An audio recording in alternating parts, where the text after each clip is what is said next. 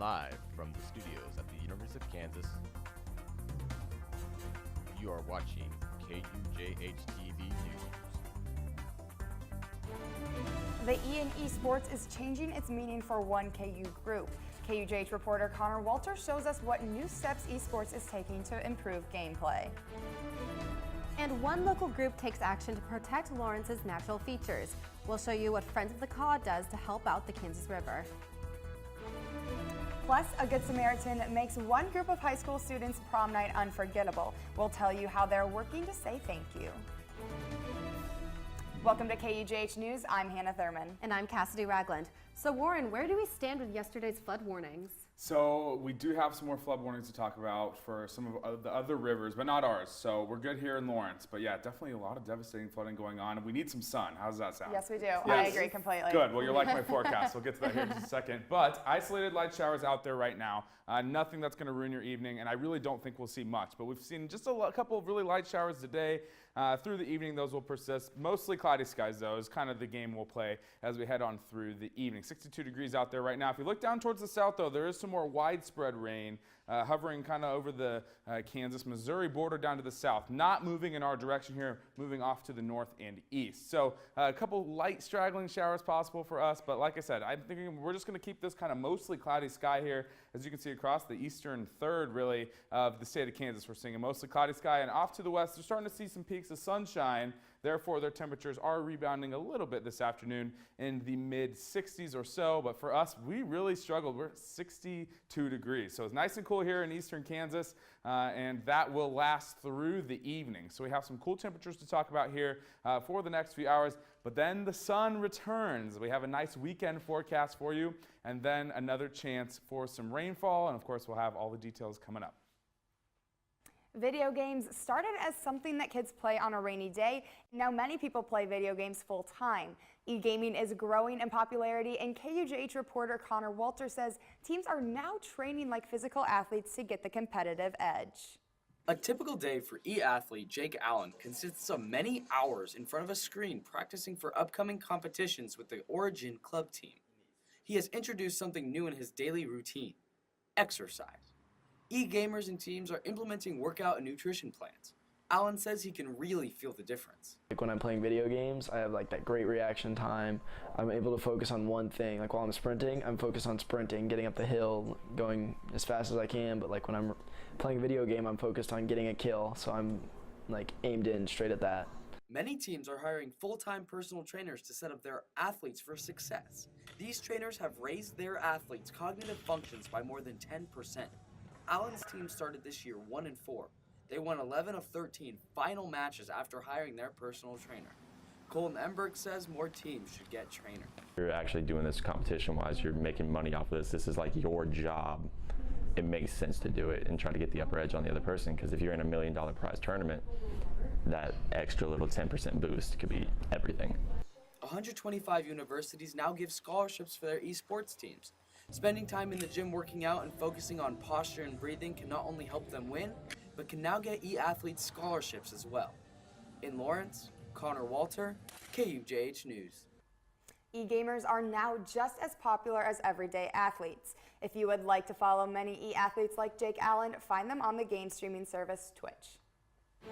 A developer wants to build a huge apartment complex on Mass Street downtown, and many Lawrencians are lining up to oppose the project. The city's Historic Resource Committee has already denied the Core Lawrence, Massachusetts company's request to put a mixed-use 5-story apartment building in the area. The City Commission is voting on their appeal Tuesday. A Facebook campaign that wants the city to deny the appeal is gaining strength. They're asking people to flood the public comment time to show their opposition. A local environmental group finished out Earth Month with a splash. It hopes to bring attention to the local riverbanks. KUJH reporter Becky Phelps is live by the Kansas River. Becky, what kind of an impact are they making? Hannah, the Friends of the Caw is always encouraging the community to clean up Lawrence, and one of their biggest projects is tackling the Kansas River, with a plan that reaches miles along the riverbank. 800,000 people in northeast Kansas rely on the Kansas River for drinking water and recreation. That makes it an essential part of the ecosystem. Local riverkeepers say taking the river for granted is dangerous and leads to dirty water. It provides ecosystem and habitat for a whole bunch of wildlife, and I mean, it's water, and people don't really, a lot of times don't think about like how important water is to our life, and that it is a limited resource in the sense of like it's not going to last forever. Local environmental group Friends of the KUJH is teaming up with the Nature Conservancy to save the Kansas River one day at a time. They say people are largely unaware of how their individual trash left on the riverbanks can make the river unsafe to drink and be in. Every single piece of trash that somebody picks out is one piece of trash that's not going to be in the river, so it's a really rewarding experience too, and also, you know, you're having fun, your friends are there and stuff, so it's a good experience. No two cleanups are the same, and they can tackle trash as small as soda bottles and wire or as big as TVs. There was a time a couple years ago where I just like picked up trash off the street on Iowa just because it was bothering me, but it's nice to volunteer and see that there's a lot of opportunities to get together in groups and really help the environment. Each cleanup is a 5-hour shift with more than 60 volunteers.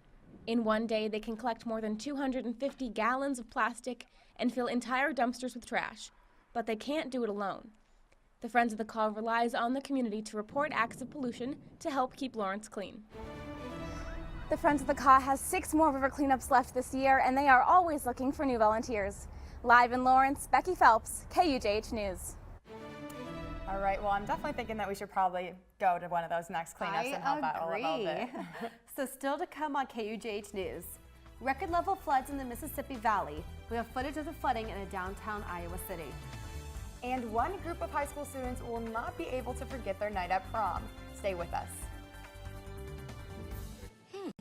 Maybe you can make retirement happen. After all, you made her college years happen. Opening that education savings account when she was little. Spearheading a campus tour. And another, and another, and another, and another. Bam! Deciphering financial aid. She was like, what? But now she's like, you aced planning for college. Now get the tips you need to get on track at aceyourretirement.org. I want some more. What's he doing? Please, sir, I want some more. More? He has asked for more! Thank you. Well, he did say please. Yes, he did. And thank you. Please, and thank you. Pass it on. Thank you. Let's take a quick look at news from across the nation.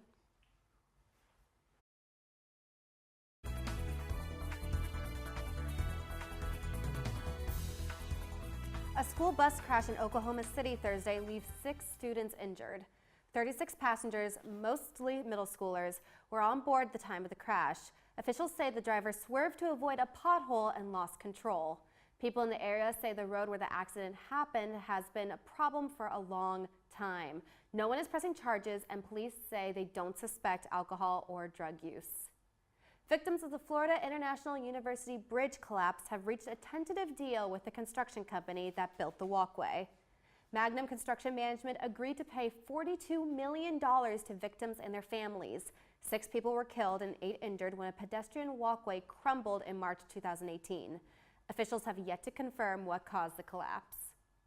Prom season is upon us, and for a group of teens out of Maryland, their prom night is definitely one they won't forget anytime soon. 11 high schoolers were at a pre-prom dinner when their waiter announced a stranger had paid their entire bill. The prom goers were able to thank the woman in person and take a photo with her, but forgot to get her name. Now the students want to find the generous woman and are using social media to try and reconnect with her. And that's your look at news from across the nation.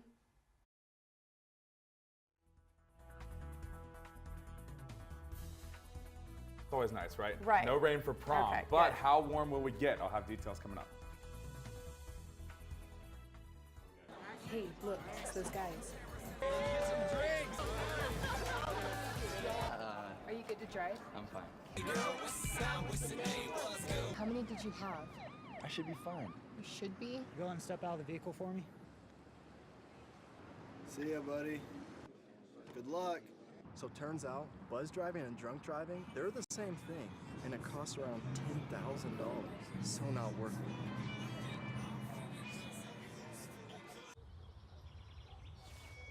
Choose the car. We need to leave right now. I need to get something. Dance recitals are so boring. There's a meaning no one knows. Wait until we set So free. what's the empty suitcase for?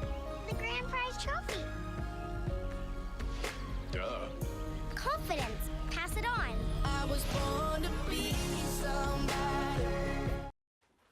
In an Iowa city along the Mississippi River, many people stepped out of their offices to find themselves knee-deep in water.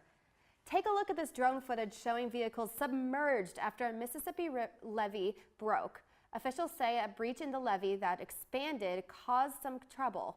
They say as flood barrier failure rises, they're working to help people and expect the flooding to continue.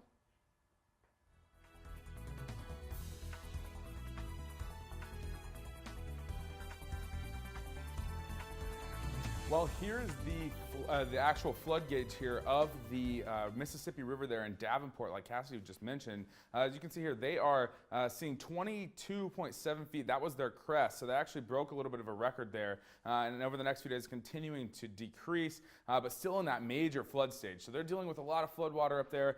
For us, though, we are dealing with really, after all of that rain that we got the last few days, our river here in Lawrence, the Kansas River in Lawrence, is seeing no flooding whatsoever. So good news there. 62 degrees is our current temperature out there. We're seeing a mostly cloudy sky, a few light, very light isolated showers. I had a few raindrops today. All in all, we'll stay mostly dry as we head through the evening, but just keep in mind that little chance for a little bit of a shower this evening.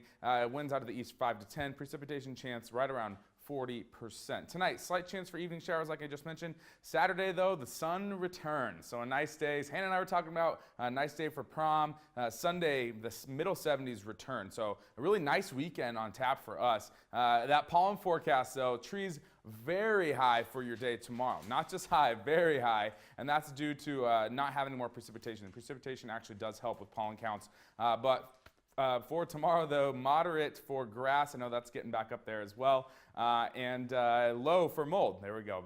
Back to me, of course. 60 degrees tonight at 6 o'clock, 57 at 9, keeping that slight chance for a shower. And then dropping into the mid-40s tonight. So it is going to be a little bit chilly as we head on into the overnight hours. Precipitation look since March 1st. We have a lot of rain, over an inch and a half surplus since March 1st from where we're normally at.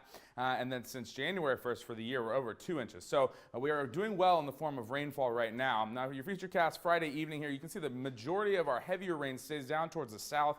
Just a few light showers trying to kind of spread through the area, but I don't think that they'll have much of an impact, and this system will move off to the south and east. Your weekend forecast, 70 degrees tomorrow, mostly sunny skies. It's going to be a fantastic day.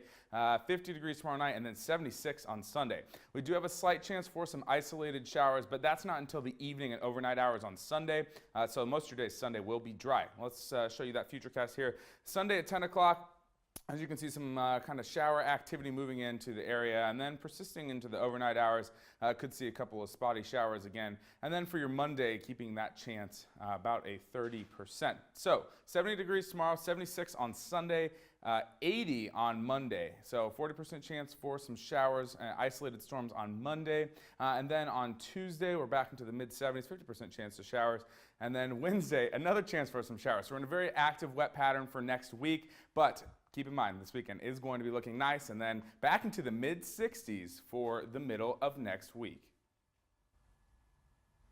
All right, Kane, I hear that there's a lot of stuff going on this weekend for Kansas Athletics. Yeah, and thank God we got some good weather. We got tennis, we got softball, a whole lot going on. I'll tell you about all that and more after the break.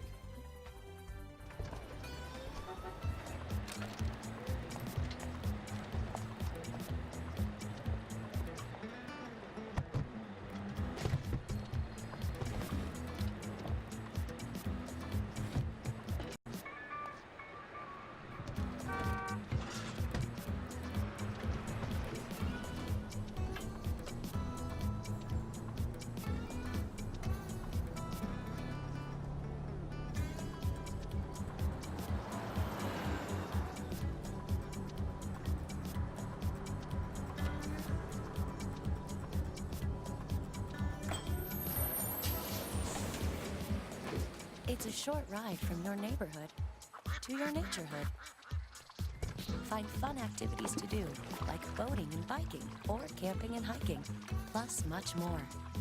To find a neighborhood park or green space near you, visit discovertheforest.org.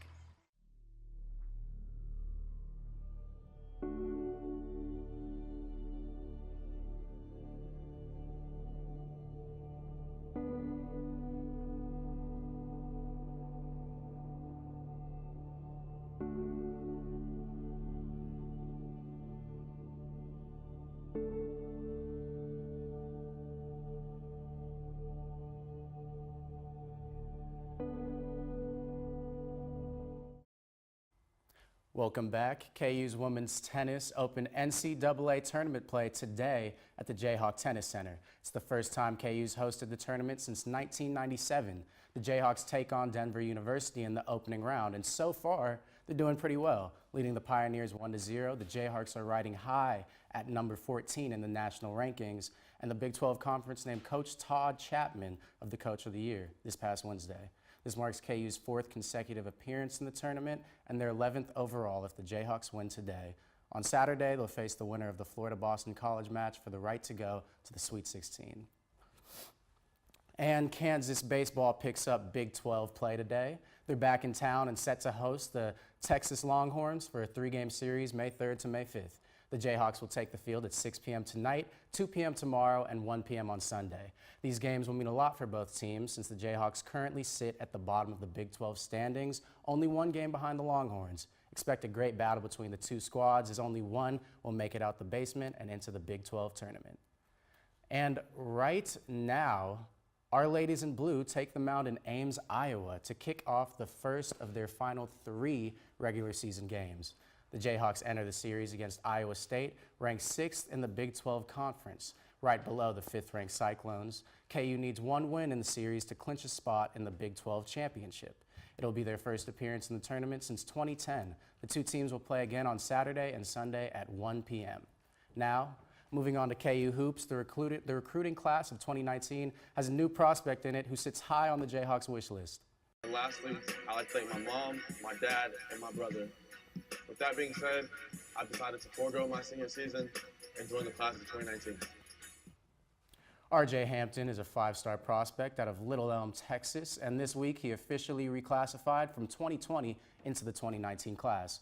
Rarely does a top 5 talent become available this late in the game, and it seems the chances of him donning the crimson and blue are high. The 6'5" guard averaged 29 points, 5 assists, and 5 boards in Nike's Elite Youth Basketball League. The dynamic playmaker is considering Texas, Tech, Memphis, and Kentucky, as well as KU.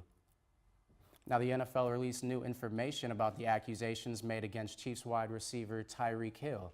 In a 4-page letter, Hill's attorney denies the allegations of child abuse made by Hill's fiancée, Crystal Espinal. It details the way that Hill play fights with his son, saying it was never mean-spirited or rough.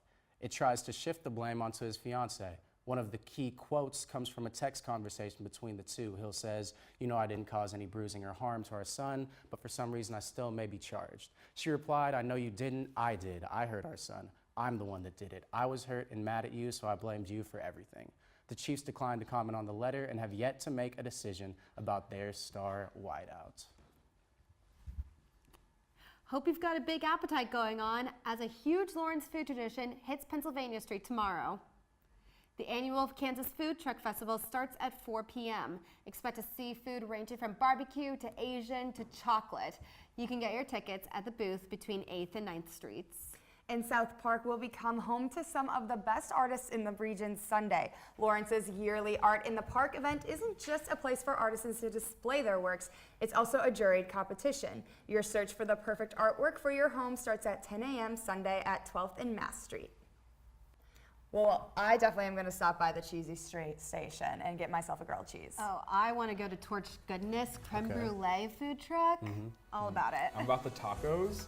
Yes. I love food trucks, which is great. Yeah, honestly. they're awesome. That is fantastic. Well, that's KUJH News for Friday, May 3rd.